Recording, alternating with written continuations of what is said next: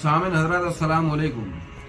दोस्तों, जैसा कि टॉपिक है कौन सा फ़िरक़ा जन्नती है, कौन सा फ़िरक़ा हक़ पर है, कौन सा ना हक़ पर है। दोस्तों, हम ये नहीं कहते कि वो फ़िरक़ा सही है या वो फ़िरक़ा गलत है, वो फ़िरक़ा हमारा सही है या वो गलत है, नहीं। हम कहते हैं आप जो है जानकारी करें। आजकल इंटरनेट का ज़माना है।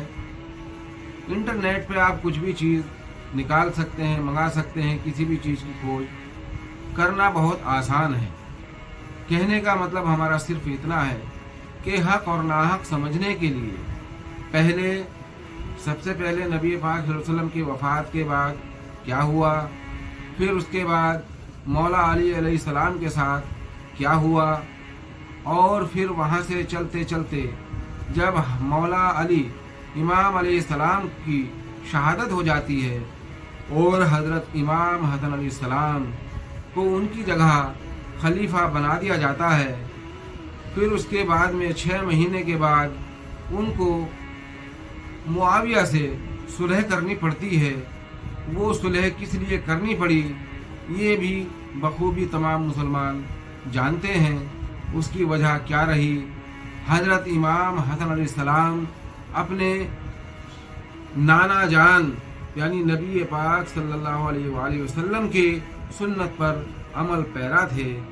आपको वो हदीस याद थी जब हुजूर पाक सल्लल्लाहु अलैहि वसल्लम ने फरमाया कि ये मेरा नवासा 2 मुसलमान गिरोह के बीच सुलह करवाएगा। दोस्तों, यहाँ हम एक बात पूछना चाहते हैं।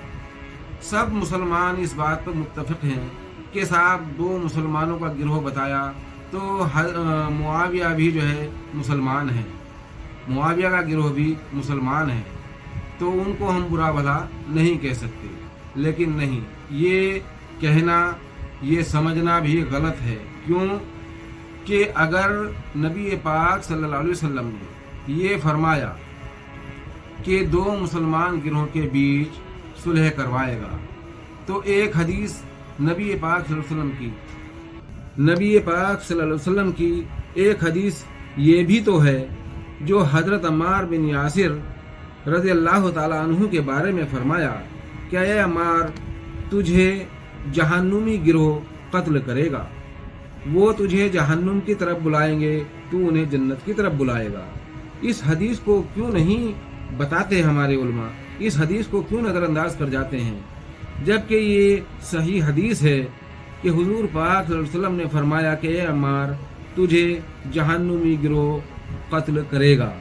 अब आप ये क्यों नहीं कहते कि जिस गिरोह ने कत्ल किया वो जहन्नुमी है, उसको क्यों बचाते हैं?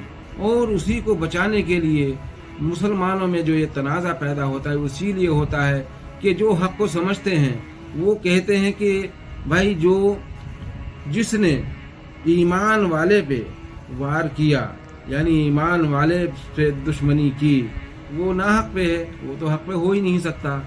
या तो ईमान वाले को कहो कि वो हक़ पर नहीं थे, या तो कहो कि हज़रत अम्मार बिन यासिर जो थे वो हक़ पर नहीं थे, और या ये कहो कि उनको मारने वाला जो गिरोह है वो हक़ पर नहीं था। यहाँ पे आपको एक को हक़ एक को बातिल करार देना होगा। अगर इसको हम समझेंगे तब हमारी समझ में आएगा कि उसके बाद आगे चलकर करबला का वाक़या क्यों पेश आया। अब तमाम हजरात ये कहते हैं कि वाक़या करबला तो होना ही था, ये तो नबी पाक सल्लल्लाहु अलैहि वसल्लम को अल्लाह ने पहले ही खबर दे दी थी कि ये जो नवासे हैं आपके, ये जो है शहीद कर दिए जाएंगे।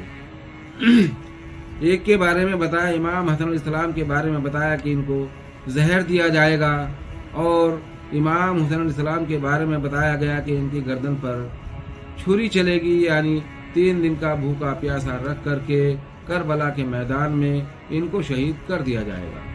ये वाक़या क्यों पेश आया? अब यहाँ कहेंगे कि साहब ये तो होना ही था। ये होना किस लिए था?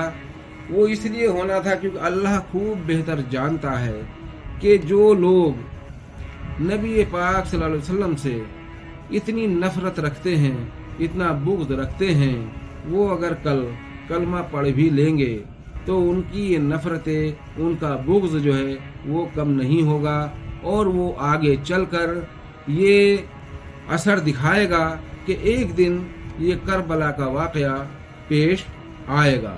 اور اس لیے کربلا کا واقعہ پیش آیا۔ اب یہاں کہتے ہیں تمام حضرات کہ یہ تو حکم الہی ہے۔ میں کہتا ہوں حکم الہی ہے، لیکن یہ کیوں نہیں سمجھنے کو تیار کہ وہ واقعہ آخر پیش آیا کیوں؟ اللہ کو کیوں یہ پیشن گوئی پہلے ہی اپنے نبی پاک صلی اللہ علیہ وسلم کو بتانی پڑی کہ یہ واقعہ پیش آئے گا؟ وہ اسی لیے کیونکہ اللہ خوب بہتر جانتا ہے کہ آگے چل کے کیا ہونا ہے۔ جس کی بنیاد 50 برس پہلے یا 60 برس پہلے یا 100 برس پہلے کسی انسان نے رکھی، آگے چل کر اس عمارت کا کیا ہونا یہ تو اللہ ہی بہتر جانتا ہے نا۔ تو اسی لیے اللہ کو معلوم تھا اور نبی پاک صلی اللہ علیہ وسلم کو یہ جشارت دی، یعنی وحی بھیجی کہ اے میرے محبوب کل یہ ہوگا۔ ہمیں دوستو غم اس بات کا نہیں ہے کہ ایسا کیوں ہوا، شہادت کیوں ہوئی۔ شہادت تو بڑے نصیب والوں کو ملتی ہے، اور شہادت کا درجہ کوئی چھوٹا درجہ نہیں ہے۔ میرے مولا امام حسین علیہ السلام آج جن کو شہید اعظم کہا جاتا ہے، ان کے جیسا مقام و مرتبہ بھلا کس کا ہے؟ دین کے لیے جان دینا، دین کے لیے شہادت دینا یہ کوئی کم بات نہیں ہے۔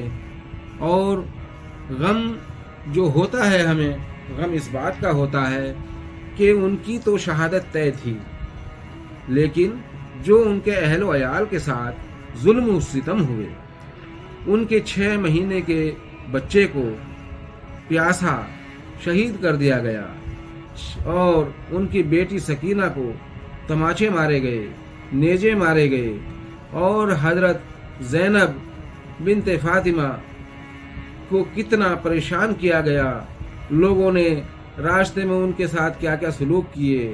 حضرت امام زین العابدین بیمار ہیں جبکہ اس وقت ان کے ساتھ کیا سلوک کیا اس امت نے کہ ان کو بیمار کو زنجیروں میں جکڑ کر، بیڑیاں ڈال کر اونٹ کی ننگی پشت پہ بٹھا دیا گیا۔ کیا کیا ایسا، کون سا ایسا ظلم ہے جو انہوں نے نہیں کیا؟ وہ ظلم اگر سنتے ہیں یا اس کا منظر سامنے آتا ہے تو دل پہ کیا بیتتی ہے۔ جو لوگ یہ ظلم و ستم کرنے والے تھے اس وقت کیا وہ مسلمان نہیں تھے؟ کیا کلمہ پڑھنے والے نہیں تھے؟ کیا قرآن نہیں پڑھتے تھے؟ کیا نماز نہیں پڑھتے تھے؟ وہ بھی مسلمان ہی تھے۔